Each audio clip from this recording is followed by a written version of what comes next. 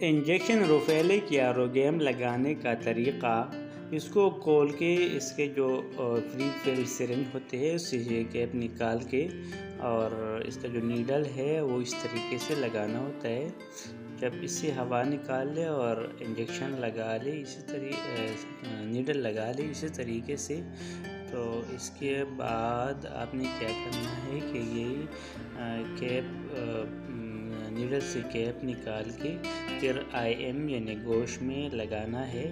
اور جب گوشت میں لگاؤں گے تو پہلے جس جگہ لگانا ہو وہاں اسپیرٹس یا الکحل سواب سے صاف کر کے پھر ادھر لگا لے۔